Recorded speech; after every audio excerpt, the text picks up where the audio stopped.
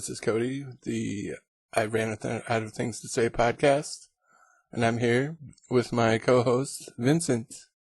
Hey, guys. So, topic of discussion today is the fantastic movie Joker. Oh my God.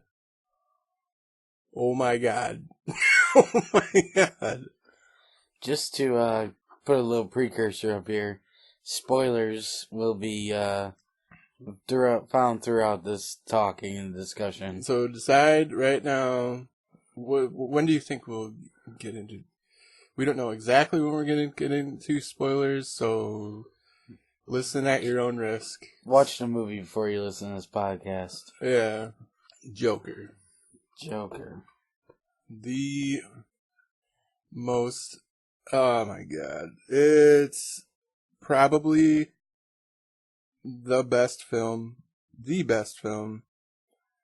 in the last, I don't know, like 15 to 20 years. I swear to God. Hands down. It's...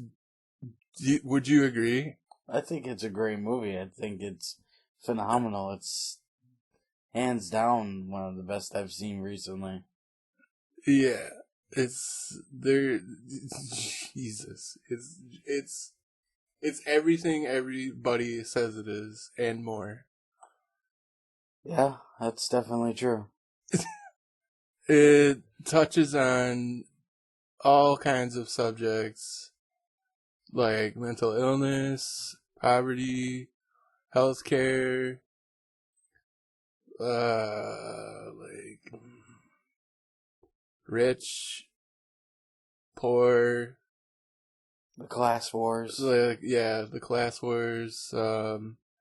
It's just everything. This movie was purposely made, I swear to God, purposely made to be like an echo or epitome of what we're dealing with as a society right now in the present 2019, even though it was like set back in like 1970s. Yeah, in the 70s. It's everything's not to that extent, but it's pretty damn close.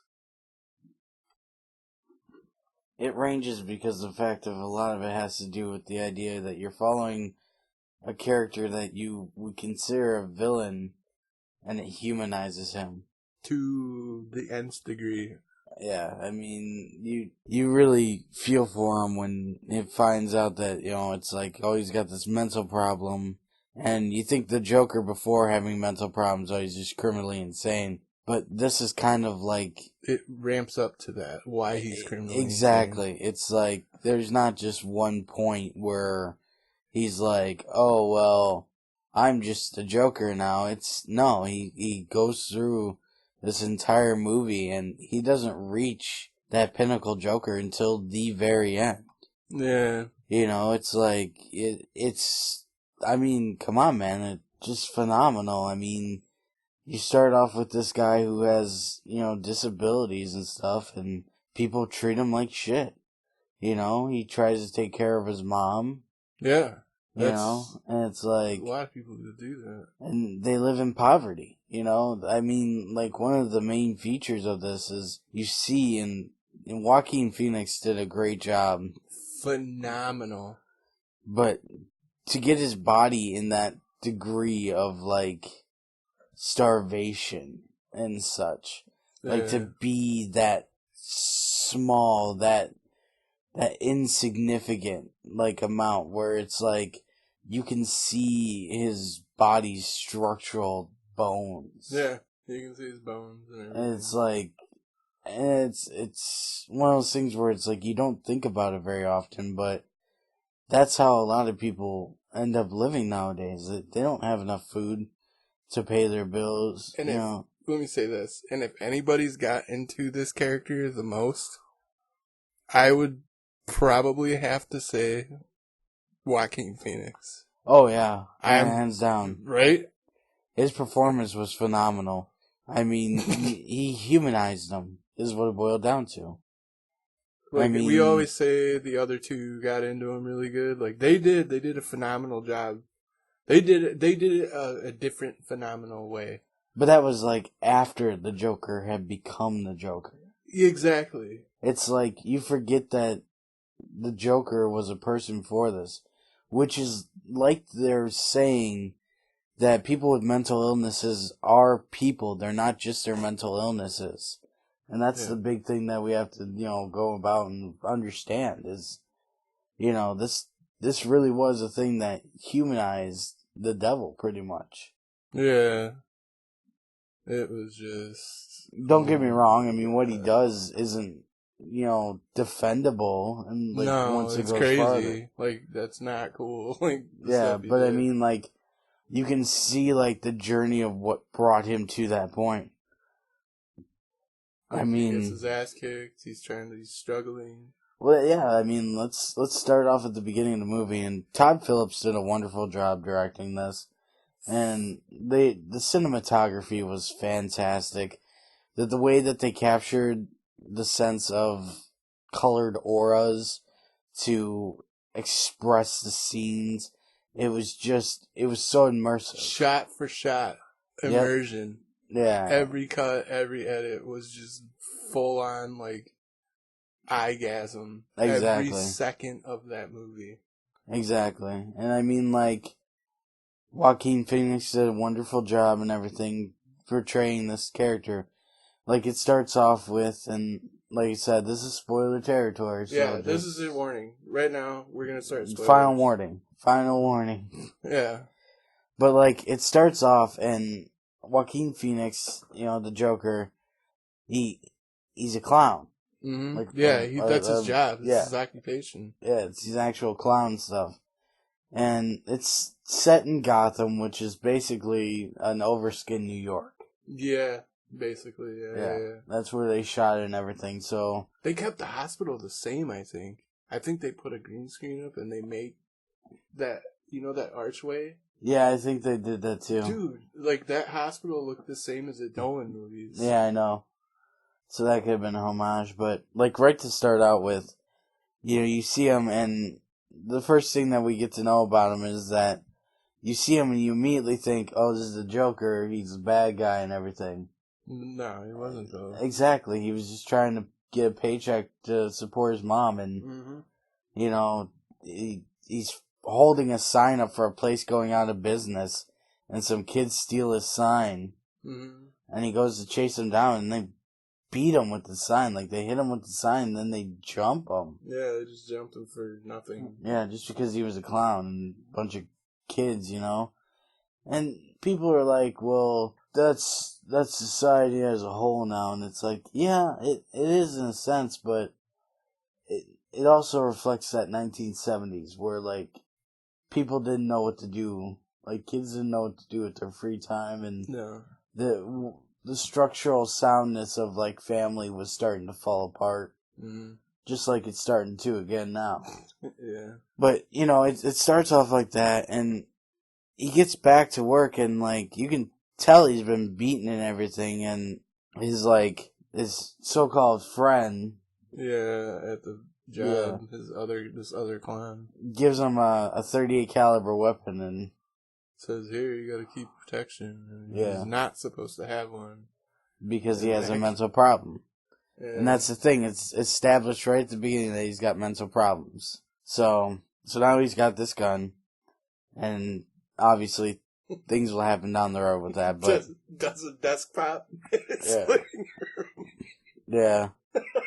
Joaquin Phoenix does this wonderful thing that, like, he dances, like, that's not like trigger. Dancers, exactly.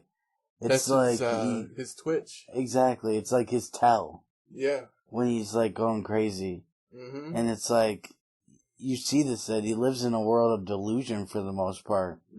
Where he can't differentiate what's real and what's not. Yeah. So, you get to this part where, after all this happens, he gets the gun and stuff. And his boss is like, oh yeah, give the guy his sign back. And he's like, why would I steal the sign? Yeah. You know, and his boss is treating him like he's this criminal, and it's like, there's no reason for him not to believe that, you know, the sign got stolen.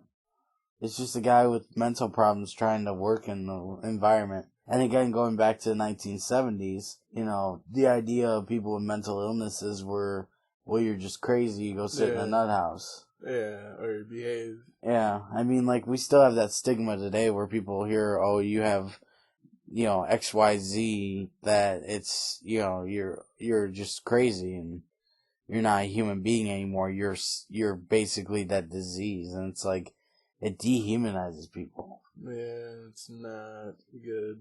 No. But getting back into, like, Joker as a whole, it's like, part of his, like, illness is he has uncontrollable laughter. Mm-hmm. Like, when he's stressed or in a situation that, like, or sad. Yeah, he starts laughing. Mm-hmm. And he's going to see this counselor, and the counselor basically tells him, okay, well, you'll be able to get your medication through this and that. And you think that, okay, it's going to be okay for a while. He's going to be okay. Mm-hmm. And lo and behold, it changes up, and no longer does it, you know, exist. I mean, they talk about governments cutting funding for it, Mm-hmm. and that the program that he was under that was taking care of him, it stopped. Yeah. Which leads into the discussion of people not having or being able to afford their medications. Yeah, just like people aren't getting their insulin, and it's bullshit, dude.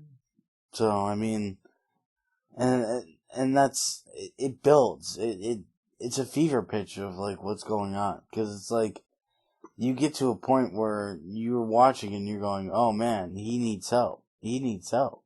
Yeah. Not, oh, he's a bad guy. Oh, he needs to, you know, go to jail and stuff.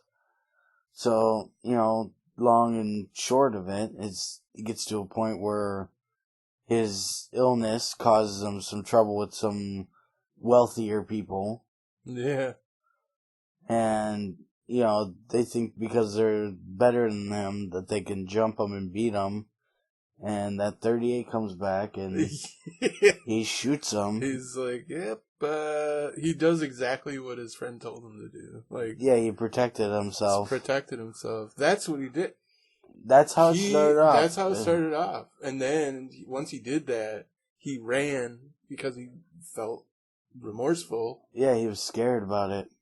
And then, once he ran and went into the bathroom, like, something fucking cracked inside started of him. to. It was like the beginning of, like, the and snap. he started doing the dance and everything. Mm-hmm. And that's like, how you could tell, like, the dance was part of his, like... oh, shit. Homeboy's losing it. Oh, man. And it's, like, one of those things where, like, there's this back plot of, like, you know, he does stand-up comedy, and he's, like... not very good at it. No, and...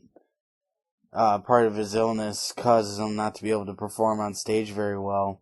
Yeah. And you've got this, like, what would you say, talk show host? Yeah, it's De Niro. Yeah, Robert De Niro.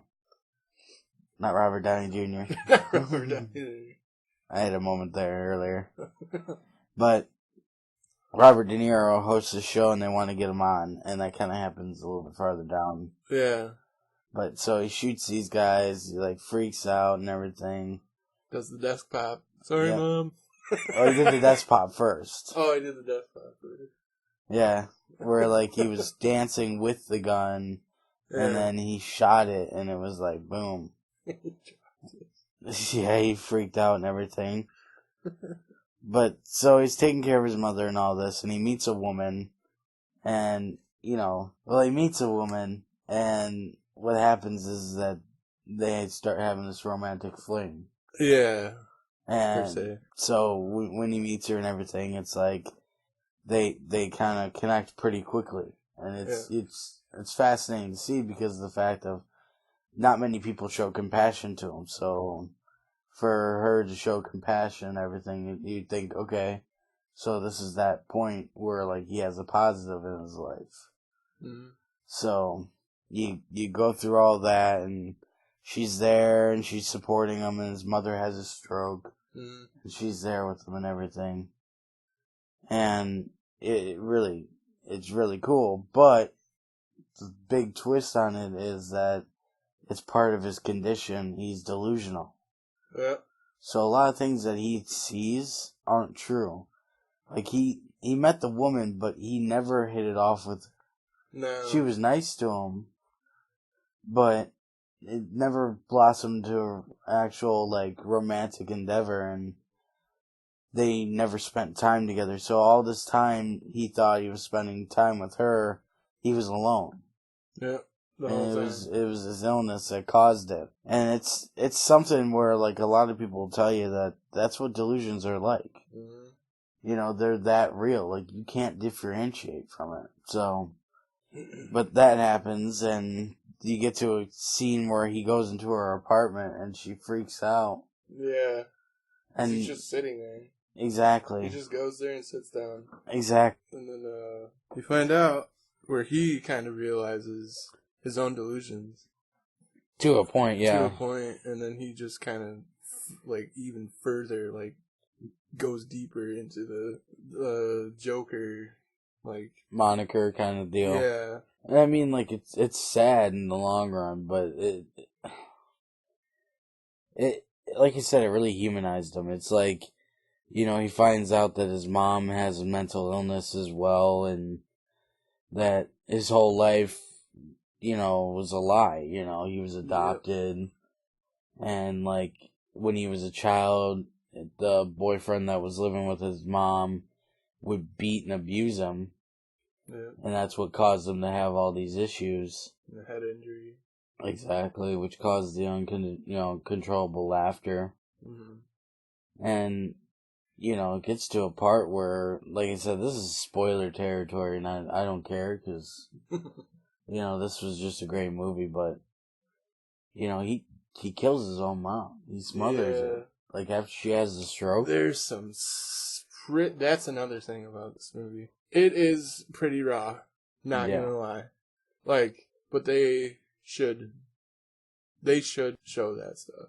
Like, because it brings so much realism to the character, and it just encapsulates, like, everything about the Joker, like, so real. Yeah, and I mean, like, by the time he's done this to his mother, he's already, like, started to get to that point where he's starting to snap. Like, he's losing his hold on reality. Yeah. And while this is all going on, the city of Gotham is basically breaking out into riots because the city's poor are being treated like, you know, impoverished third world countries. Like, there's a garbage city strike where all the garbage is piling up.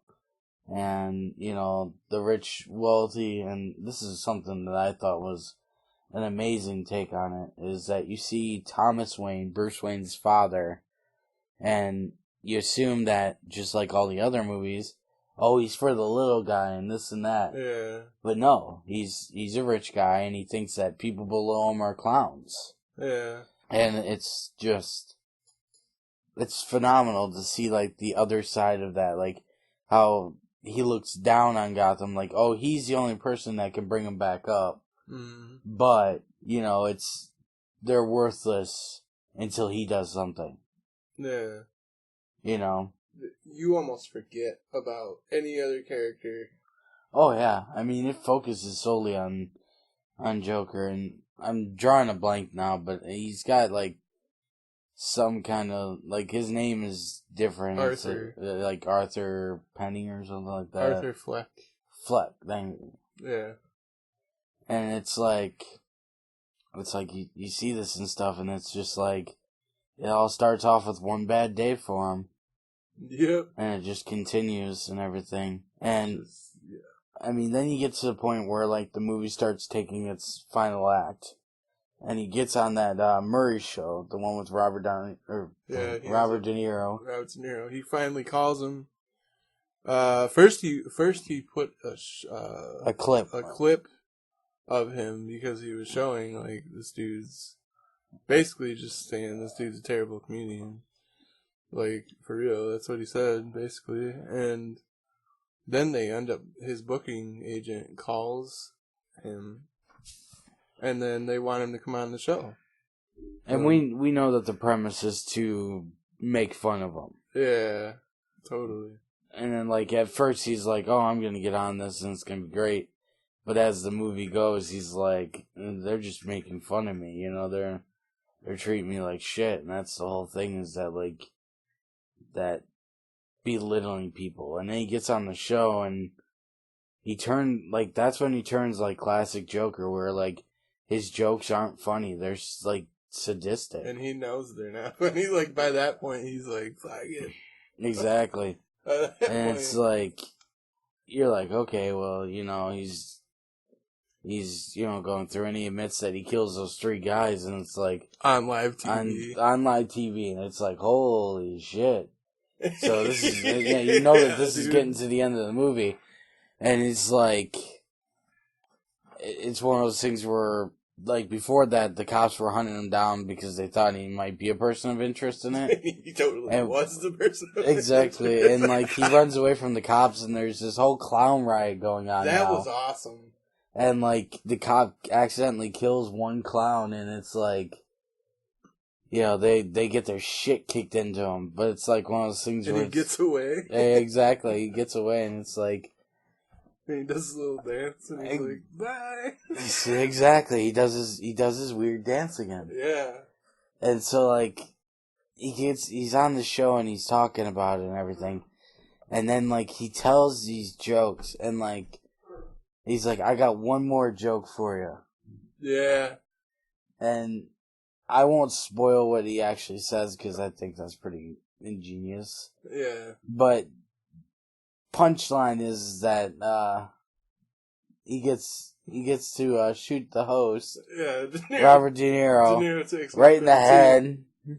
Right, and they show it. They show it. Oh yeah, they didn't pull back. They just cut away. That point of the movie was like, holy this is where you're cow. like, okay, now he's the bad guy. Yeah. Like, he went from, like, being sympathetic to, no, that's the line that crosses over that. It's like, yeah. I mean, like, when he first shot those 3 guys, it wasn't it wasn't self-defense. Yeah. Oh, kind of. It was, because they were kicking the shit out of him. The last guy, though. I know. That's what I mean. The last guy is when it started to flip. He was like, "Fuck this motherfucker, dude." No, he wasn't. He wasn't even like. I think he was more scared. Didn't say it, but he saw that in his face, dude. I guess. I mean, I thought more of like he sensed that he was going to be in trouble. Yeah, maybe after he did it. But yeah. When he was hunting that last dude down, he was like, they had that look on his face, like, "Fuck this motherfucker, dude." Kicking my ass. He's chasing him down the I know, but I guess I didn't see it that way, like, because he was trembling. Yeah, but he was trembling by it. He shot him, and he's like, boom, boom, boom. And it's like he just wants it to stop, you know, and like that's at that point before he goes nuts and everything. Oh, and we forgot that part. What? Where that clown buddy that gave him the gun meets up with him at his house. Oh, that part. And that is the most raw part. It's like probably right up there with when De Niro gets it. Yeah. Oh man, yeah, set that up. Yeah, so basically the guy shows up, and it's the guy who gave him 38, the one that caused a lot of problems for him. One of the reasons why he lost his job. He got fired. We left that out too. He got fired from the clown college. Yeah, or clown college. Or whatever it was. The clown agency.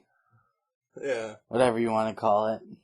But, so, I mean, I've left some of the stuff out because, like, a lot of people watch and yeah, they kind of get an idea of how he's treated and stuff by watching those parts. Mm-hmm. But, well, it falls back to that. There's one guy at the clown place that is always nice to him. The little guy, yeah. Yeah. And in this part where the one clown guy comes over and he's like, "What'd you tell the cops and stuff and this and that and all this?" And he's like so calm about it.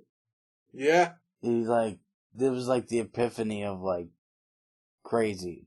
And this is right before he goes on the talk show. Yeah, this is right before the Right, day of. yeah, so this is how nuts he's gotten. He has a pair of scissors that he carries with him, and the guy's asking him, and he's like, I didn't say, this and that, and he's just so calm, and then he just stabs him right in the jugular. And then Just, in the eye. and then, oh man. That's crazy. And he kills this guy in cold blood, and the other guy, the little guy, he's freaking out. He's freaking out, but because the guy was nice to him, he lets him go. Mm-hmm. He doesn't do anything to him. He doesn't like him. Tells him, "You were always nice to me." And he kisses him up. Well, and there's a tense point too because of the fact of the guy gets to the door and he couldn't reach the lock on top. So he's trying to get out, and he's freaking out. And at the moment you think, oh god, he's gonna kill the dude too. Yeah. No, he gets up, he unlocks the door, and he's like, I've always liked you. Or when he was sitting on the floor and he walked past him. Yeah, he went, ah!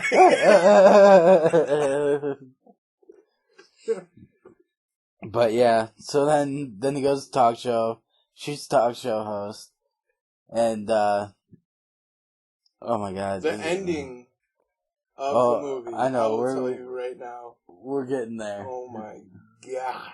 I'll let you explain that part, but yeah. So Joker gets tackled at the movie studio or the TV studio, and the cops have him in the back of a police car. And they're like, you caused all this, and there's this whole riot, things are burning and everything.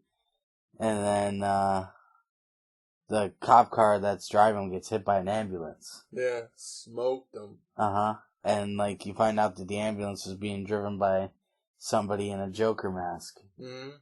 Well, clown mask at least.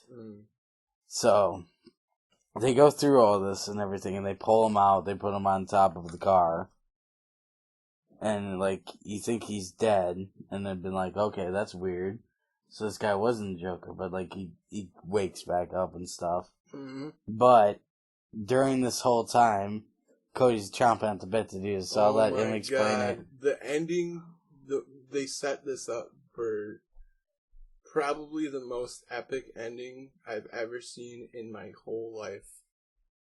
I swear to God. My whole life, I've never seen a better icing on the cake to a movie. It was... Well, stop hyping it up and just talk about it. It was beautiful. It just showed you everything. It enveloped and ended and showed you everything that happened up until the alley scene from the 1984 Batman. It showed you everything and why it happened and why that happened in that moment, because Joker went on a talk show, shot a dude, got arrested, ran into an ambulance, got put out on the hood, and just stood up and looked around at everyone, chanting and cheering for him, like he was the savior. And it Clown was just Prince of Crime. It was just beautiful, dude. And he stood up, and he was turned away from everybody, and he reached inside of his mouth like he did in the beginning of the movie, and he took all the blood and wiped it up his cheek. And he put the blood smile on his face, like Heath Ledger. And it was so immortalizing, so solidifying, why he is the way he is. And it was just this is the most beautiful thing I've ever seen in my life. The best part about it, and you kind of glazed over it, is that it actually shows, and this is kind of paying homage to the comic, that everybody assumes that Joker killed Bruce Wayne's family. Yeah. That was the big thing for the longest time. It's that's what they did. That's what happened in the 84 Batman, right? Yeah. Exactly. But in this one, it's just somebody in a Joker mask. Yeah, and from the riots. Yeah, and then he just goes after him. And the whole reason that Thomas Wayne gets shot is because he's up on this pedestal pretty much. And, like, he's talked down to people in the city, and it's like, he's getting what he deserves. It's not like he was this great hero. Mm. You know, he was just a rich person looking down on the poor people. Mm-hmm. It was just, God, so beautiful. And then you get to the end, the end. The very end scene. And this is... I almost want to say the killing joke. Oh. Bad pun. Don't worry, he doesn't shoot someone in the abdomen and then take... No, not literally. I know, I'm says. Joking with you, man. You're good. Okay. But, like, the whole point of it is at the end, he's in Arkham. Mm-hmm. And it's like, he's talking to this psychiatrist, and he's laughing, and she's like, what's going on? And he's like, oh, it's just a joke, and it flashes back to Bruce alone. Standing in the alley. Yep, with his parents dead. And she goes, well, what's the joke? He's like, you wouldn't get it. And then it cuts out, and he's walking out of the room. And you're like sitting there going, okay, so he's just in there. And then you notice that his shoes are leaving a trail. Yeah. Of blood. Yeah. So, you know that he murdered that lady. Yep. And then you see the guards chase him at the end, and it's funny because he's running back and forth. Basically, he busted out of there. So, like, immediately after all that. But yeah, that was the movie. Even if you heard all this, go see it. We didn't do it near enough justice. Go see it again. Go see it 5 more times. I think I'm gonna go again this week. It was so good. So good. I can't even explain it. I can't even put it into words. It was phenomenal, to say the least. Oh my god. I can't believe I loved how much you forgot about Batman throughout the whole movie. Oh, I didn't think about Batman once. You completely forget about Batman, and then at the end of the movie, at the riot scene, and then the asylum scene, and then it just like puts that icing right on the cake. Like, yeah, it's like here it is. Like, here's the 1984 Batman. Like, here you are. You're up to speed. Like, well, I think that was like the best part about it too, is that like it touched on Bruce Wayne's origins as Batman, but it did it in a way where it was like a cliff note to a totally different story. Because most Batman movies, you have to watch his parents get killed. Yeah, every time. Every time. And it's like, we all know Batman's parents are dead. Yeah. So, like almost everyone, it shows it at least once. Exactly. So it was nice when it was like, alright, this is done and over with. You know, here's that. That's a cliff note onto this story. Yeah. You know, like, oh, it happened, but it's not the main point of the movie. It's So if they do like, and I wish they'd do a sequel to this. But they say they will not. I don't. I don't think it's going to be canonical. Yeah. Don't quote us on that yet, but there's talks that it's non-canonical, which sucks because that they could do that with Batman, like, oh. Exactly. It was perfect. It was well blended. Yeah. You know, so. God. But I think I've run out of things to say on this. I think I've run out of things to say as well. Good night, guys. Good night.